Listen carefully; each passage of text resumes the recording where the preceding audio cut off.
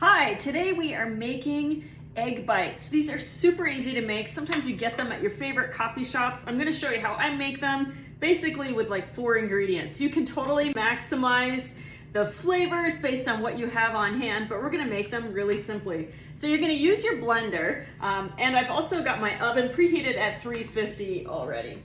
So I'm making just 3 eggs because I'm gonna fill them in my donut hole pan. So 3 eggs with the ingredients is what it takes to fill that, so that's my measurement. If you are making these in a muffin pan, you're gonna be able to use more eggs to be able to fill that space. We need 1/2 cup of cottage cheese. So if you eat keto, you will love that this is a keto-friendly recipe, high protein, low carb. You can add a bit of salt here, but instead of that, I'm gonna use some of our Pampered Chef Greek rub. You can use whatever seasonings you like. For this amount, I'm gonna take about 1/2 teaspoon.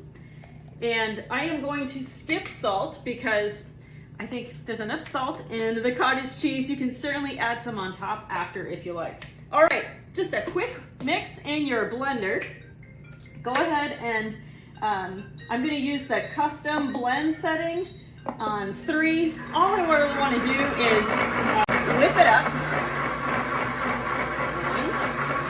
It's breaking down all of that cottage cheese. You can speed it up if you like. And that's it.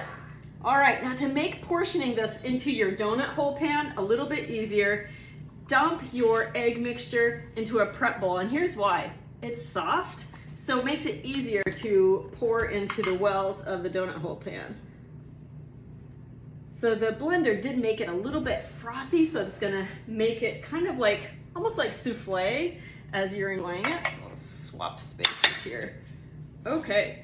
Now, you can make these without any meat if you want. I took some lunch meat and I just broke a little piece and put it in each well. Before I did that, I did give it a quick spritz of coconut oil spray.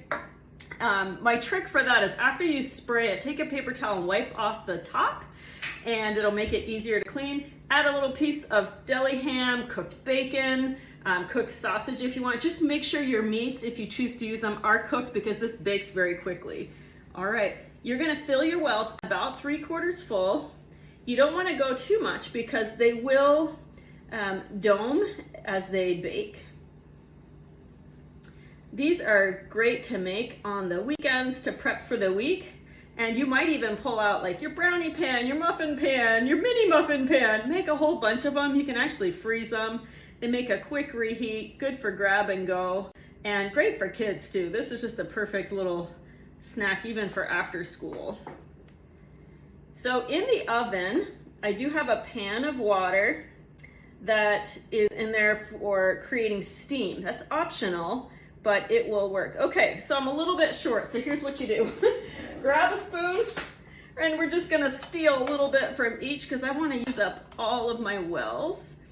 If you don't care, you could just add a little bit of water to the empty wells, and that will make, it'll be easier on your pan.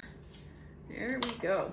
So these are gonna bake in just 8 minutes in the oven. If you're using a larger pan, it'll probably take just a little bit longer. But I'm gonna pop these in the oven for 8 minutes.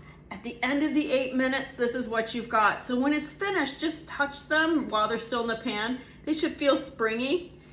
I like to take them out with a little mini skinny scraper and just run it around the edge. That's how easy it is to make these egg bites. I hope you'll try it out. Mix and match. If you like to add a little bit of cheese or even chopped up spinach, you need just a little pinch in each well. Make them personalized so your family loves them best. Thanks for watching.